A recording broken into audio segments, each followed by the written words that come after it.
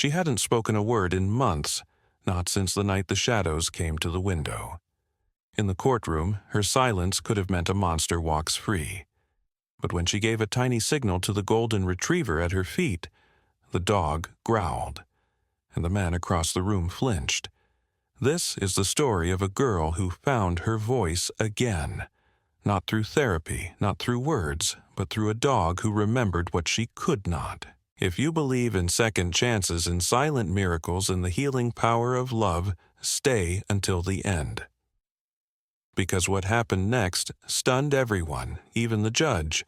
The town of Mill Creek, Oregon, nestled between pine-covered hills and winding roads, was the sort of place where autumn arrived with a whisper, golden leaves on the sidewalks, the smell of smoke in the air, and rain that never seemed to end.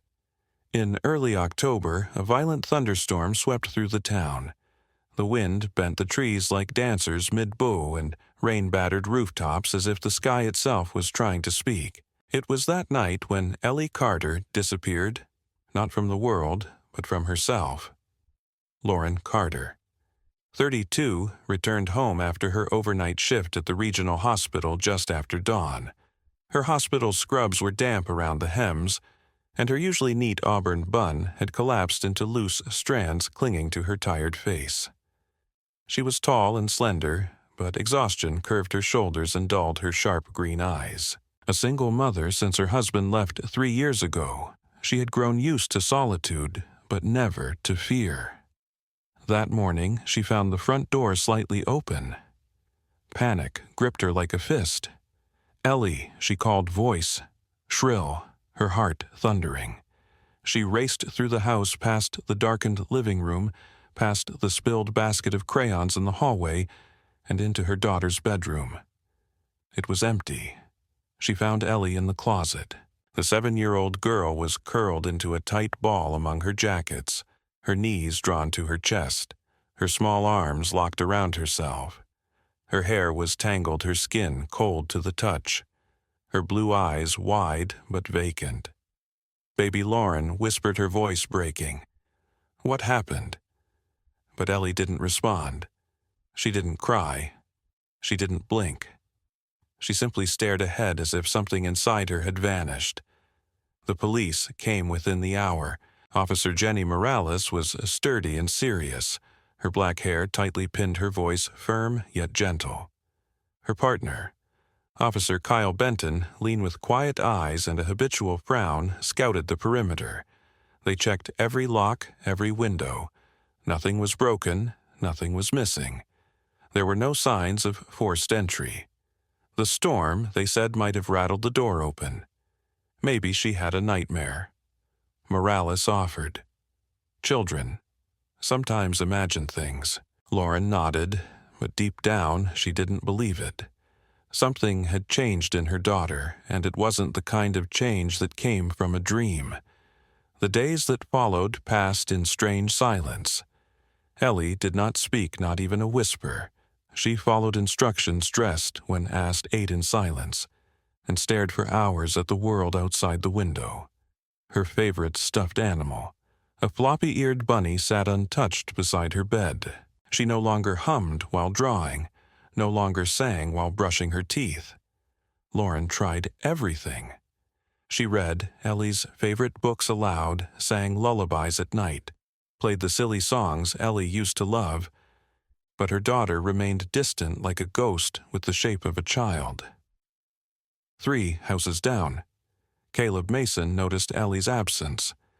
Caleb was 10, long-legged with messy brown curls, often seen riding his bike or building makeshift forts in his backyard.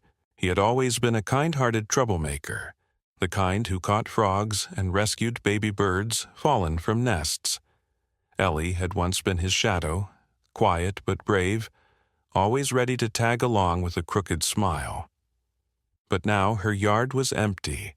No chalk drawings on the pavement, no humming, no Ellie. One afternoon, Caleb asked his grandmother Martha, a plump, silver-haired woman with a fondness for mystery novels, if she thought Ellie had moved away. "She's still there," Martha replied, glancing out her window. But sometimes a person can disappear on the inside. Caleb didn't quite understand, but the words stuck with him. That night he wrote Ellie a letter on wide-ruled notebook paper, scrawled in lopsided print. "Hey, Ellie, I miss you. I built a new tree fort. It has a roof. Now, I saved you the best seat. Come back soon. Your friend Caleb." He folded it neatly and slipped it into her mailbox. He didn't know if she saw it. He didn't know if she cared. Lauren found Ellie standing by the window later that night. The girl didn't move when her mother entered the room. Her small hands rested on the windowsill, her eyes staring deep into the trees lining their backyard. There was no light in them, no recognition, just stillness. Lauren approached carefully. "Sweetheart, come back to bed." Still no response. The next morning, Ellie didn't touch her cereal. She sat at the kitchen table unmoving, barely blinking. Lauren watched her from across the counter, grief and helplessness boiling inside her. She wanted to scream, she wanted to sob, but she didn't. Instead, she cleaned the already clean countertop and held back tears. That night, she passed Ellie's room again and froze. The closet door was open.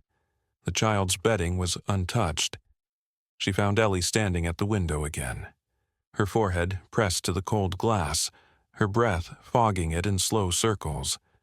Something was keeping her awake. Something was keeping her watching. Lauren stood behind her in silence, unsure if she should touch her, speak, or simply watch. The air was heavy. A shadow moved across the yard as wind stirred the pine trees. It could have been a branch, a deer, or just her imagination, but Lauren felt the chill. She led Ellie back to bed, tucking her in gently. She stayed beside her for hours, stroking her hair, until the girl's breathing finally slowed into sleep. The next morning, Ellie sat by the window again, and Lauren, now seated on the couch with a coffee gone cold in her hand, began to understand her daughter hadn't just stopped speaking. She was waiting for something, watching for someone. But who? The clouds over Mill Creek had lifted, but the air remained cool and damp, clinging to the cedar shingles and echoing in the crunch of leaves beneath cautious footsteps. It was a Saturday morning when Lauren Carter made the decision, though decision was too neat a word for it. It was more like an ache that had settled deep in her chest and whispered, "Try something else." Anything. And so, wrapped in a beige cardigan over her scrubs, she tightened her grip on her coffee mug, watching Ellie from the hallway, and made a call. 3 days later, Lauren drove her aging Subaru down a narrow gravel road on the outskirts of town. The Rehabilitation Canine Center sat behind a picket gate, its grounds tucked between the pines like a sanctuary carved out of solitude. The sky was overcast, a soft gray that wrapped the landscape in muted tones, as if even the light dared not speak too loudly. In the back seat, Ellie Carter sat unmoving. The 7-year-old wore a faded blue sweatshirt with a bunny on the front, her blonde hair tied back in a loose ponytail. Her lips were pressed into a neutral line, her cheeks pale. Her eyes, once bright and full of curiosity, were distant, turned toward the window as trees blurred past. She had not asked where they were going. She hadn't asked anything in weeks. Lauren's hand gripped the steering wheel tighter. She glanced at her daughter in the mirror. "We're here, sweetheart," she said softly, not expecting a reply. The center's front porch was wide and clean, lined with flower boxes still holding the last brave blooms of fall. A woman in her late 40s stood waiting near the door. She had short chestnut hair neatly curled and wore a forest green vest over a crisp button-up shirt. Her name was Dr. Allison Vaughn, the lead therapist and head of canine rehabilitation. Her face was kind but measured years of experience, tempered with realism. "You must be Lauren," she said, extending a firm but warm hand. "And this is Ellie Lauren." Nodded. "Thank you for seeing us on such short notice." Dr. Vaughn's gaze moved to Ellie, who stood clutching the hem of her sweatshirt. Eyes still distant. The therapist did not crouch or coo. She simply gave the girl a respectful nod and said, "Come on in, no pressure today, just a visit." Inside the facility smelled faintly of clean fur, cedar wood, and antiseptic. Pictures lined the walls, children hugging dogs, smiles caught mid-laugh, victories quiet and unassuming. The place was bright without being overwhelming, calm without being clinical. Dr. Vaughn led them down a corridor to a wide room with tall windows overlooking a training yard. A few dogs were outside, some trotting beside trainers, others lounging beneath trees. The walls of the room were lined with plush orthopedic beds, shelves of toys and crates neatly labeled with names. "We've had a lot of success with kids who've gone through trauma." Dr. Vaughn explained PTSD, selective mutism, anxiety. Sometimes when language breaks down, connection doesn't have to. Lauren's hands folded tightly in her lap. She hasn't spoken in over a month. Nothing.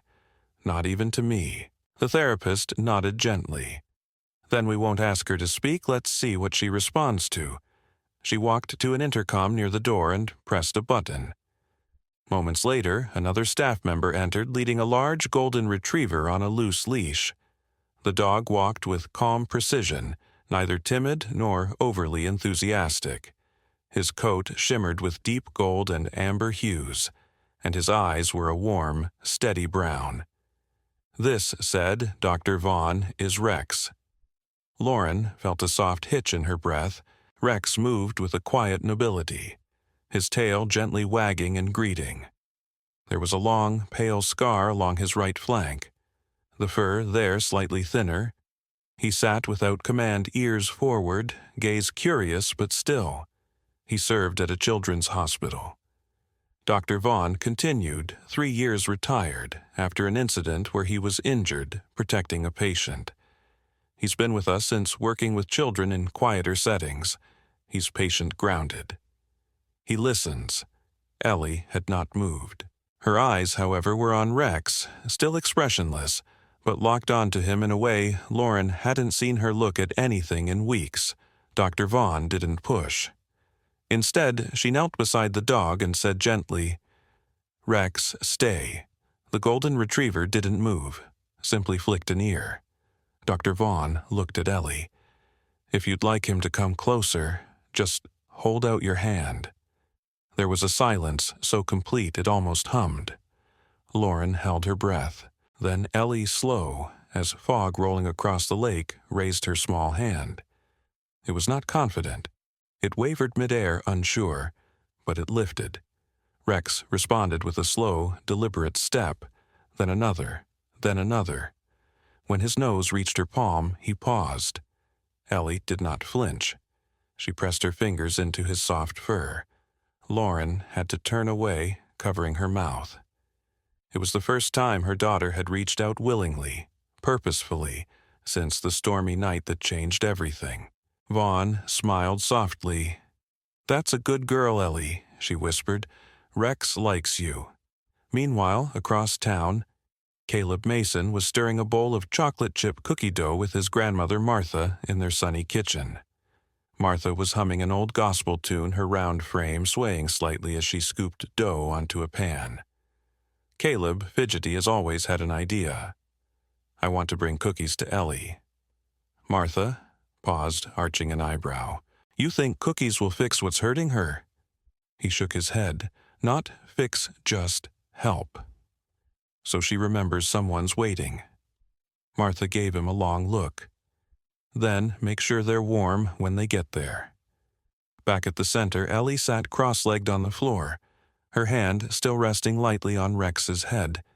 The golden retriever had settled beside her, breathing, slow and calm.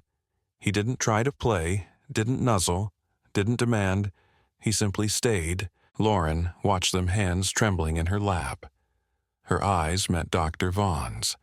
"This is something," she whispered. Dr. Vaughn nodded. "It is." The first night Rex stayed in the Carter home felt like a tentative truce between the past and whatever lay ahead. The chill of October settled deep into the walls. the wind whispering through the pine trees behind the house like a voice too tired to scream. Yet inside, for the first time in many nights, there was a fragile calm. Rex lay curled at the foot of Ellie's bed, his thick golden coat shimmering softly under the glow of a small nightlight, shaped like a crescent moon. Ellie slept, one hand resting gently on his side. It was the most peaceful sleep Lauren had seen her daughter have in over a month.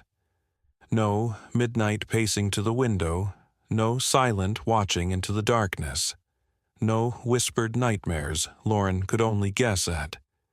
Just the rise and fall of two chests, one small, one furry, and the weight of hope tiptoeing into the room like an uninvited but welcome guest. Lauren sat in the hallway for a long time that night, sipping lukewarm tea and listening to the quiet. Each creak of the floor or groan of the pipes made her flinch, but no footsteps came. Eventually, she went to bed and drifted into a sleep so light it barely held her. But at 2:37 a.m. she woke. It wasn't a noise that pulled her from sleep. It was a sensation like someone standing too close without speaking. She rose and moved barefoot down the hall, heart hammering with a mother's instinct she couldn't silence. Ellie's bedroom door was slightly ajar. Inside, the child was standing again at the window. Her tiny frame, backlit by the porch light, looked more like a shadow than a child.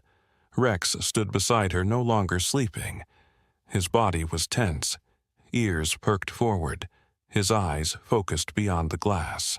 A low, warning growl rumbled from his throat, a sound that vibrated in the bones more than the ears.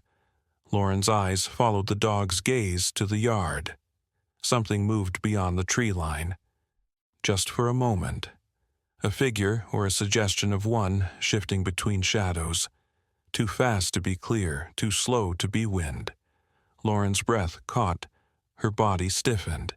The hairs on her arms rose like a whisper of danger. She moved fast, not with panic, but urgency. She gently pulled Ellie away from the window. The girl didn't resist, but clung to Rex's fur as if it were the last solid thing in the world. Lauren checked the locks twice. She peered through the peephole. She turned on the porch light, then stepped out just far enough to scan the trees. Nothing. Just the still night and the echo of that shape burned into her memory. The police arrived 20 minutes later. Officer Morales returned with a flashlight and a tired frown. She swept the backyard with careful eyes, but found no evidence, no broken branches, no disturbed soil, no footprints in the damp grass. "I don't doubt what you saw," she said gently, "but we don't have anything we can act on." Lauren nodded, her arms folded tightly across her chest. "It didn't feel like a raccoon." "No," Morales replied, casting a final glance at the woods, "but some things hide real well. You see anything again, don't wait to call." Inside, Ellie was already back in bed, Rex nestled against her. The child said nothing, but her grip on the dog's collar hadn't loosened until Lauren came back into the room. The next morning, everything seemed normal on the surface. Ellie sat at the kitchen table, her legs swinging gently, a bowl of untouched cereal before her. Rex lay by her feet, eyes half-lidded but alert. Lauren stood by the sink, staring through the kitchen window at the trees beyond the fence. She didn't imagine it. She knew that in her bones, and somewhere nearby, someone or something had been watching her child. A few blocks away, Caleb Mason sat in his cluttered bedroom, surrounded by paper airplanes, shoebox robots, and old notebooks. His dog-eared sketchpad sat open on his lap as he flipped through the pages. That's when he found it. A drawing from the summer one Ellie had given him during one of their backyard afternoons. It was simple but detailed. Their treehouse, a pine in the corner, the fence, and just outside of it, parked on the edge of the paper, a dark blue van. Caleb stared at it. He hadn't thought much of it back then, just a kid's doodle. But something about the van's shape, the way it was tucked into the background, like a secret, made his stomach turn. He grabbed the drawing and ran downstairs. "Martha," he called, bursting into the kitchen, nearly knocking over the flour canister. His grandmother turned from the counter, her apron dusted with sugar. She was in her 60s, stout, with soft features and silver hair she wore in a bun. Her voice was steady, her hands always busy, and her eyes saw more than she let on. "What's got your sneakers in a twist?" she asked. Caleb slapped the drawing on the table. "Ellie drew this before everything happened." Martha leaned over, adjusted her glasses, and studied the picture. Her lips pressed into a thin line. "She drew a van she murmured outside their yard." Caleb nodded. Before she stopped talking, Martha's fingers ran along the edge of the page. "Keep this safe. And don't go showing it around just yet. But don't you think it means something?" "I think," she said, meeting his eyes, "it might mean more than you understand." That night, Lauren closed all the curtains. She left the porch light on and placed a flashlight by her bed. She didn't tell Ellie what she'd seen.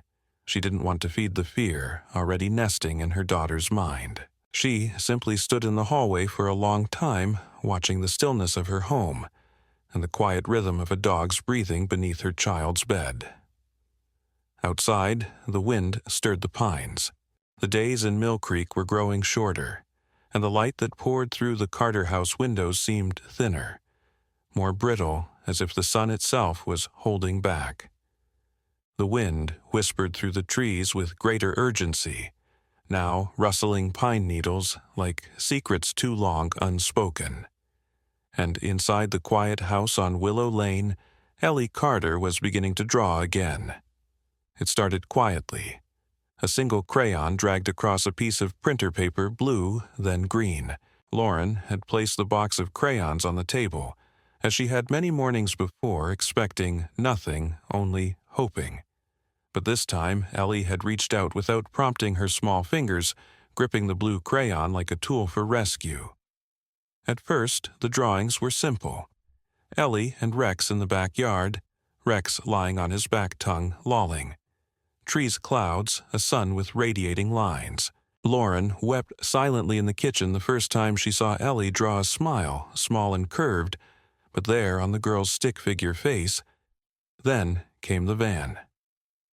It appeared subtly in the background of the third drawing, parked far off in the corner near the fence. Dark, featureless, its proportions oddly precise for a child. The next day it showed up again, closer this time near the tree line, and beside it a shape. A tall figure drawn in dark crayon, blurry and undefined. Lauren's fingers trembled as she turned the page. "Sweetheart," she whispered from across the table. Did you see this?" Ellie didn't respond. She reached for another color and began a new drawing. This one of Rex standing in front of her protective, his tail bristling like it had that night. Weeks ago, Lauren gathered the drawings into a manila folder. She stared at it for a long time before finally picking up her keys. At the Mill Creek police station, Detective Ben Walters studied the folder in silence. He was a man of routines. Black coffee at 7, the same beige coat every fall, and never trusting a hunch until it showed him its teeth. But the moment he saw the fifth drawing, his jaw tightened. "Has she spoken yet?" he asked, glancing up. Lauren shook her head. "Not even a whisper. But she's remembering."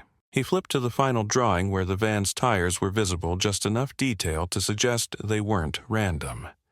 "These aren't just doodles," he said. "She's recalling something."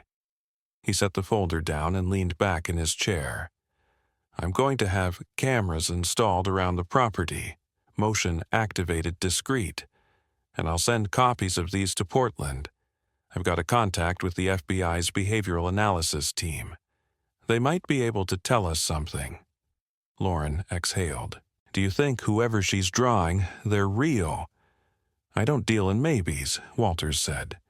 "But I believe your daughter saw something she wasn't meant to." The next afternoon, a technician arrived at the Carter house. He was tall and wiry with sandy hair and an old denim jacket covered in faded band patches. His name was Jeff, and he moved with the quiet confidence of someone used to being invisible. He nodded politely at Lauren and got to work without fuss, setting up the cameras beneath the porch eaves and by the back gate, adjusting the angles with practiced precision. Motion sensors will trigger short recordings. He explained, checking the app on Lauren's phone. You'll get alerts when anything moves within 30 feet. You can watch the feed live any time inside the house. Rex lay on the rug near Ellie's feet while she colored at the coffee table. Her brow was furrowed in concentration, her strokes careful and slow. She wasn't drawing anything new that day, just filling in the lines of an earlier picture. But her eyes kept drifting to the window where the curtain was drawn, halfway open. Lauren walked over and pulled the fabric shut. That night the house felt heavier than usual. Not with dread exactly, but with a watchfulness that settled in the bones. Ellie went to bed without protest, curling up beside Rex with her arm slung gently over his back. Lauren sat at the edge of the bed for a long time, brushing a strand of hair from her daughter's forehead. "Whatever you saw," she murmured, "you're not alone anymore." Meanwhile, across the backyards and fences of Mill Creek, Caleb Mason was doing his own watching. He hadn't seen Ellie in days, but he had not forgotten the way she used to smile. He walked the trail behind her house after school, not out of defiance but curiosity. Something was wrong. He felt it in his chest like a pulled thread, and kids more than anyone knew when something didn't sit right. From a safe distance behind a fallen log, he watched the fence line that separated Ellie's backyard from the woods. His breath puffed in clouds in the cool air, and his heart beat harder with each gust of wind. He didn't see anything unusual at first. Just trees, just branches. But then faintly, near the base of the pine closest to the fence, he noticed something odd. Tire marks. They were faint, almost invisible, but real. The earth was slightly compressed, the grass pressed down in long, smooth arcs. Not from a car turning around, from one, pulling close, then backing out. Caleb leaned closer, squinting. A twig snapped nearby, and he ducked instinctively, heart racing. But nothing moved. Just the wind whispering again. He didn't linger. Back at home, he didn't mention what he'd seen. Not yet. Not until he understood it. Not until he was sure. At the Carter house, Lauren sat in the living room long after Ellie had fallen asleep, her phone glowing with the new camera feed. Nothing moved on the screen. Not the trees, not the shadows. Not yet, but she knew it would. The following evening, a frost crept in, early dusting the rooftops of Mill Creek with a silver haze. The pine trees stood silent as sentinels, their branches heavy with the weight of something unseen. Inside the Carter home, warmth lingered in the form of soft lamps and the gentle scent of cinnamon tea steeping on the stove, but the air, even inside, felt charged. Lauren sat at the kitchen table, phone in hand, scrolling through the camera footage from the previous night. The motion sensor had triggered at 2:14 a.m. She tapped the screen, her finger trembling just slightly. The image froze mid-frame. There, standing just beyond the fence line, was a figure, blurred by darkness, barely distinguishable but undeniable. Tall, upright, watching. He hadn't approached the house, hadn't moved beyond the trees, but he had been there staring toward Ellie's window. Lauren's throat tightened. She saved the still and immediately texted it to Detective Walters. 2 hours later, he was on her porch. Walters wore his beige coat over a dark turtleneck, his graying beard dusted with dew from the cold night air. His eyes, always serious, now held a different intensity, something beyond protocol. He stepped into the living room with calm authority, greeting Rex with a nod, as the golden retriever lifted his head but didn't rise from where Ellie sat quietly nearby. "She didn't see him," Lauren whispered, handing him the printed image. "But I did, and the camera confirms it." Walters nodded, studying the grainy frame. "He's not just passing by," he muttered. "He knows what he's doing. He's testing boundaries." Ellie remained on the rug, her crayon spread out like a miniature rainbow. She wasn't drawing the house, or Rex this time. She was sketching something new. Lauren knelt beside her breath, catching as her daughter's small fingers colored a jagged red line across the hand of a tall figure. It was the most detailed drawing, yet clear enough to show proportion form. And that single distinctive scar in the shape of a crooked letter Z across the figure's left hand.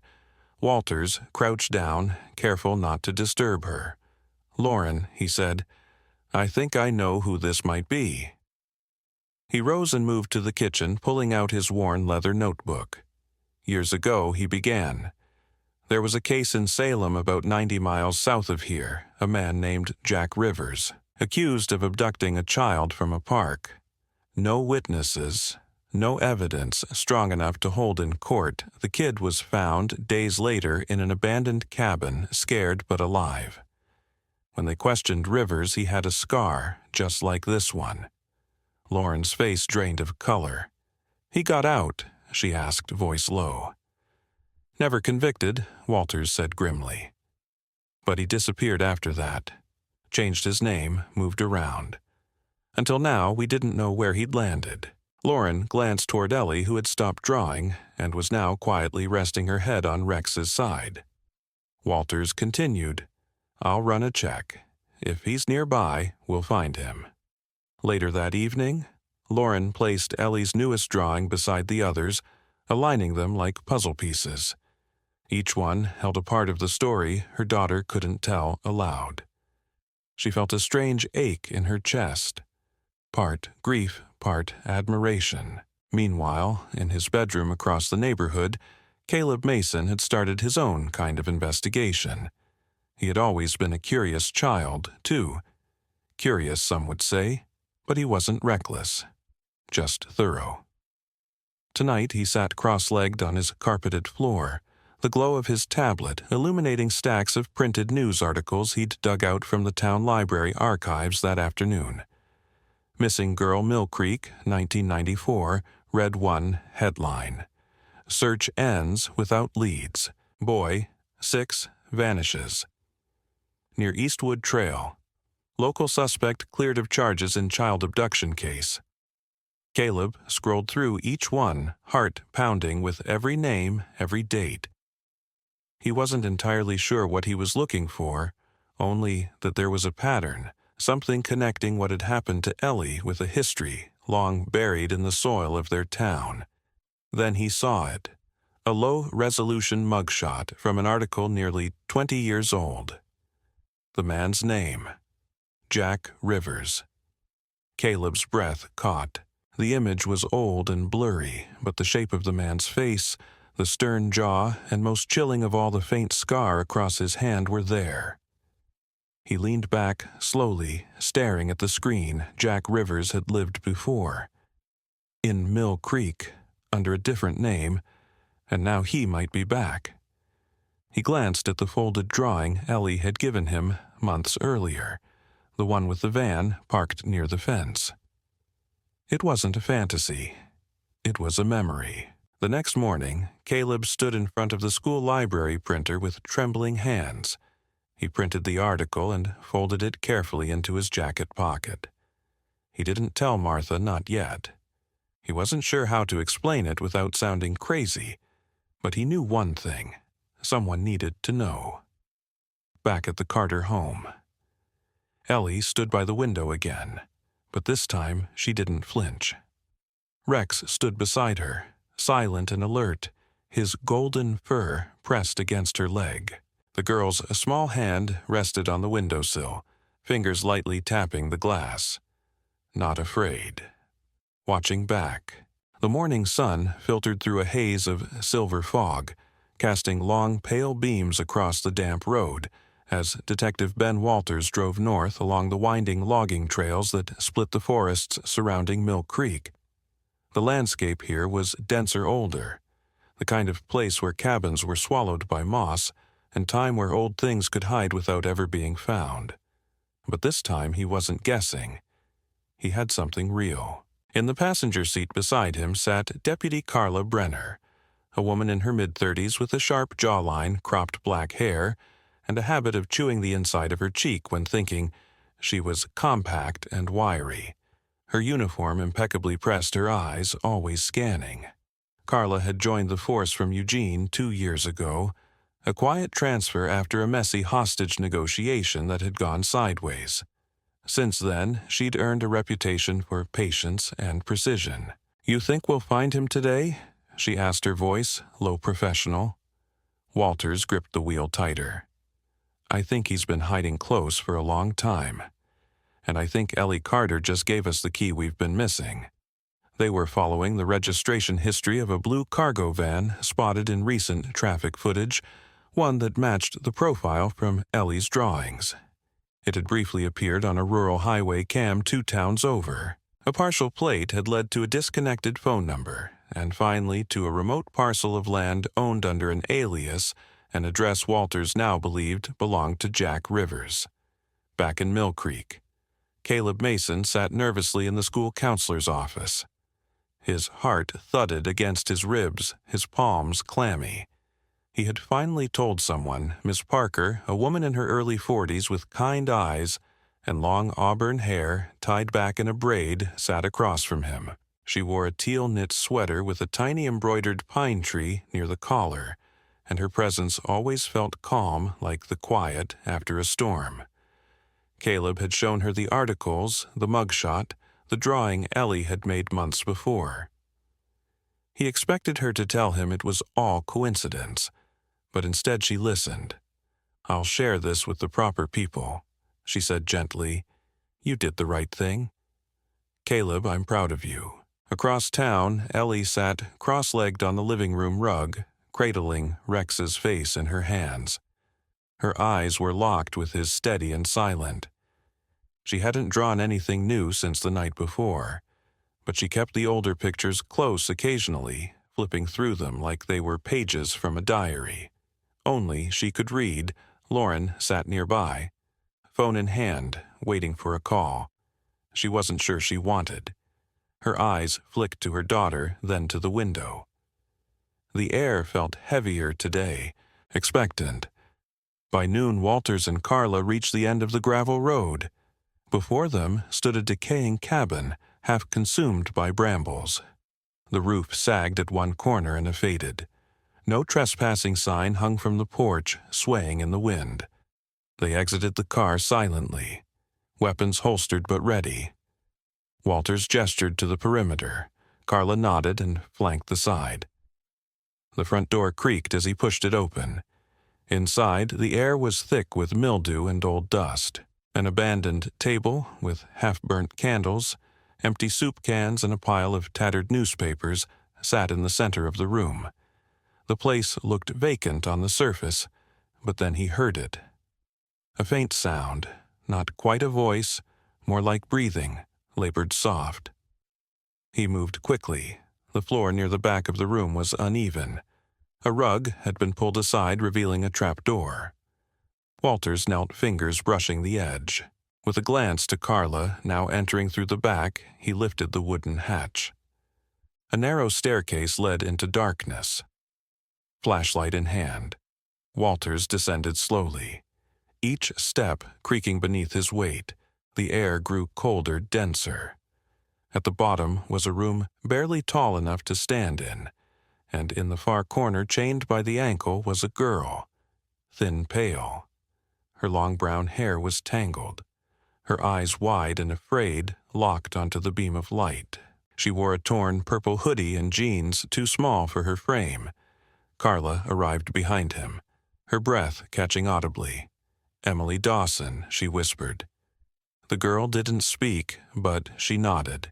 The chain was rusted, but not locked tight. Walters freed her gently, lifting her into his arms. She was light as paper as they carried her up into the daylight. Her eyes closed against the brightness, her thin fingers curling into the detective's coat. Outside, paramedics were already arriving, called by Carla, while Walters descended. Emily was placed into warm blankets and guided gently into the back of the ambulance. She still hadn't spoken, but she was alive. Jack Rivers was found less than 2 miles away, walking along an old service trail. He didn't run, didn't struggle, just stared at the officers blankly, his left hand curling unconsciously. Scar visible when the cuffs snapped over his wrists.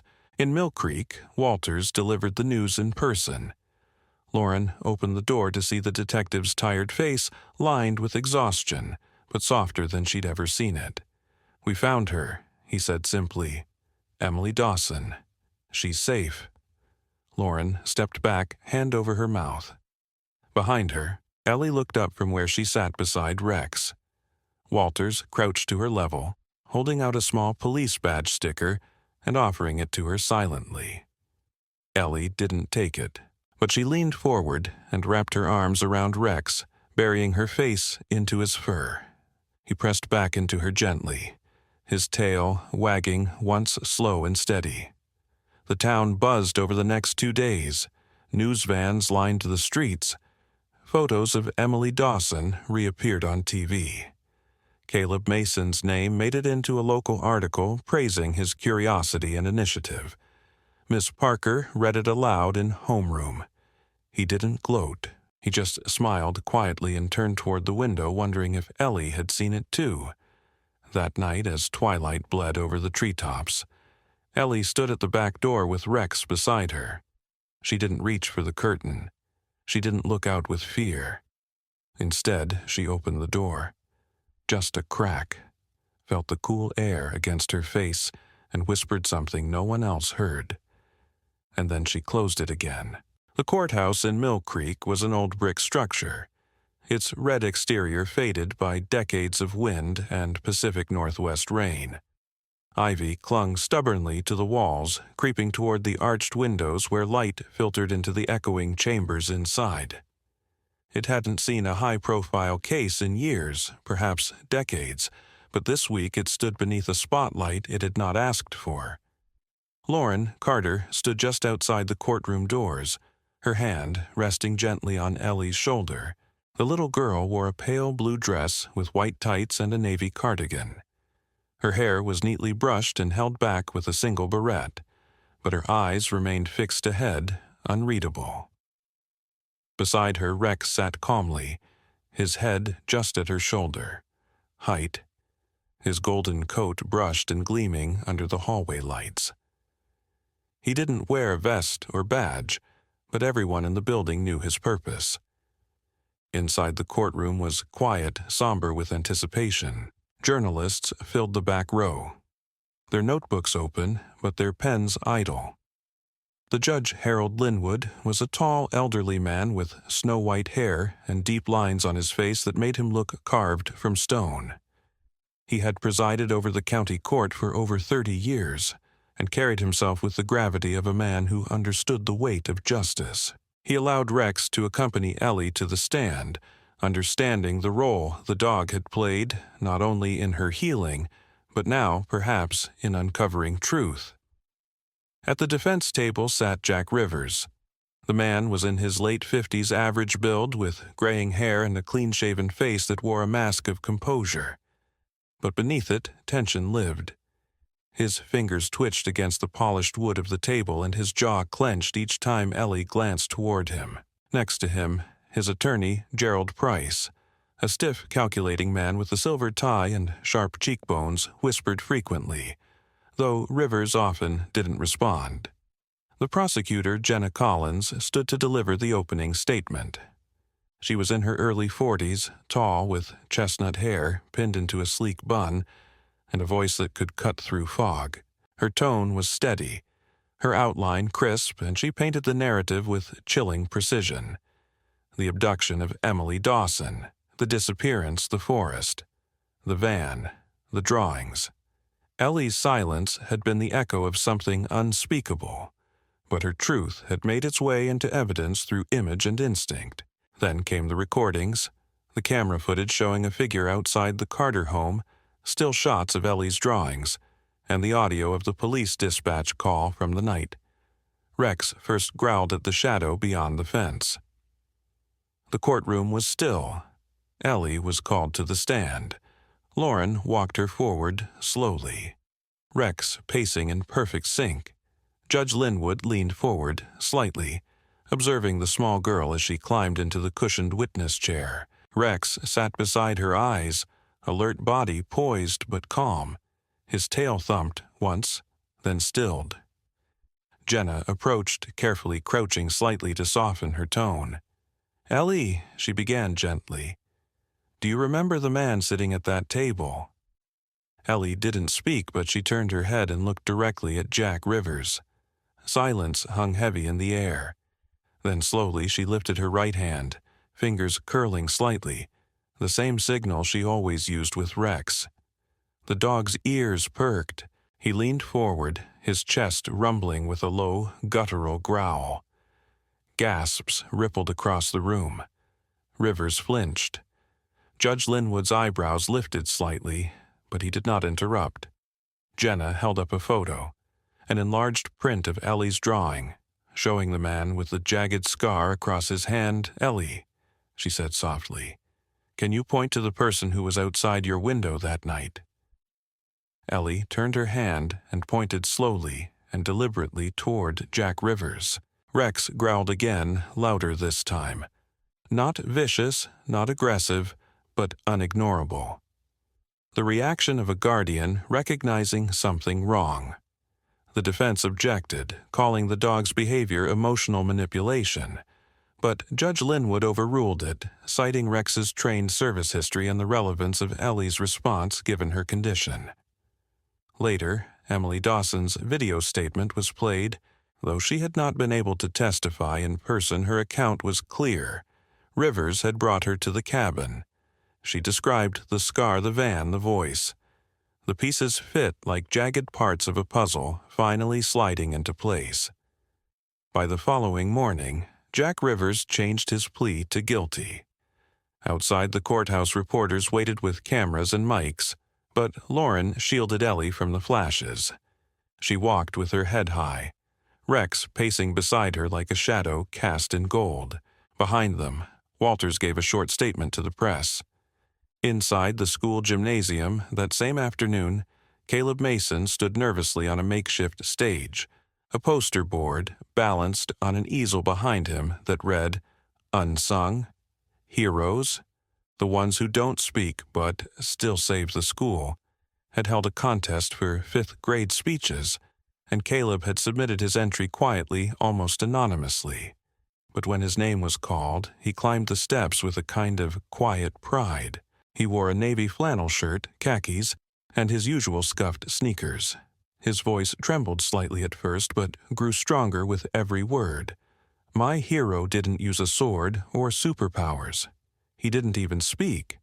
He began, he's a dog, a golden retriever named Rex. He saved a girl who couldn't talk, and helped find another who couldn't scream. He didn't need to explain anything, he just knew what to do." He paused, eyes scanning the crowd. "Heroes don't always wear capes. Sometimes they just listen." The applause was thunderous.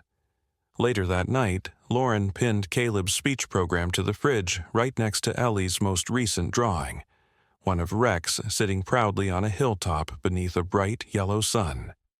Ellie didn't say anything, but she gave Caleb a small wave the next time she saw him across the yard.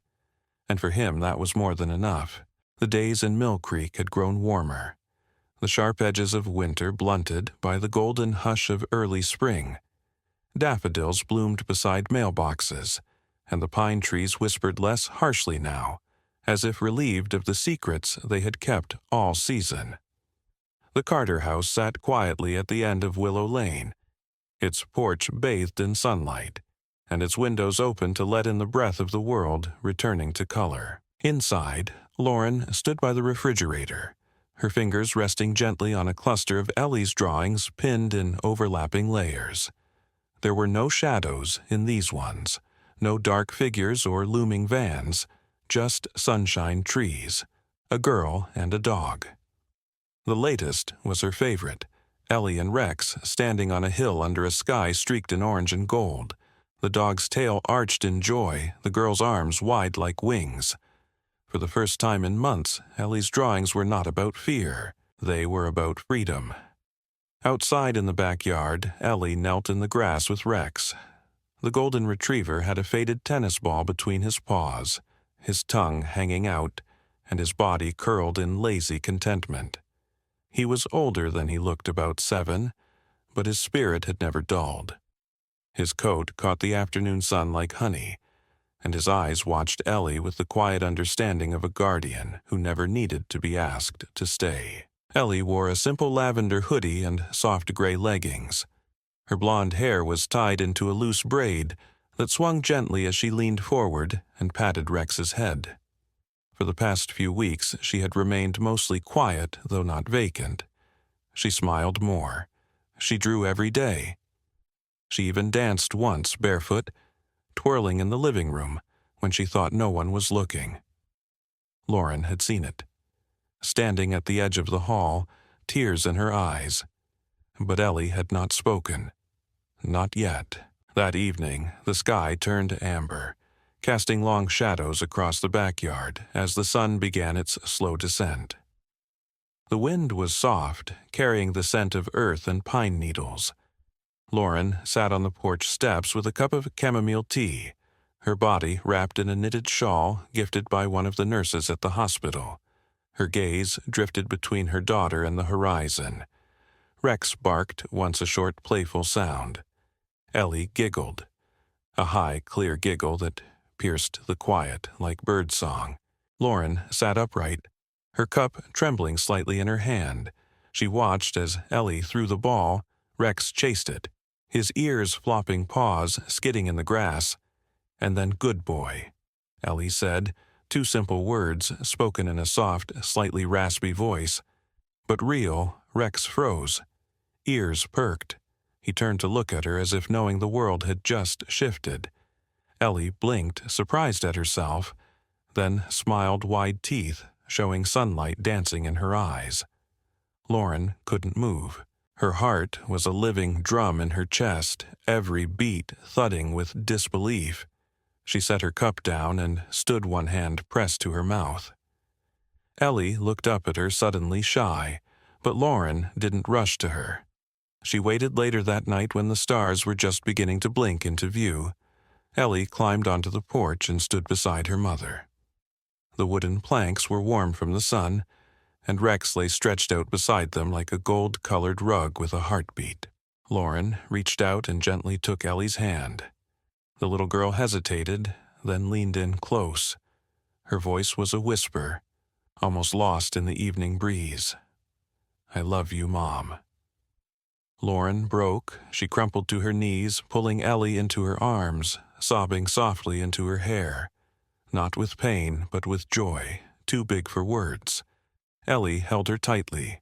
Rex rested his head on Lauren's foot, eyes closed, his tail wagging just once, slow and satisfied. Somewhere in the house, a wind chime swayed on the window ledge, catching the quiet night and scattering it like glass.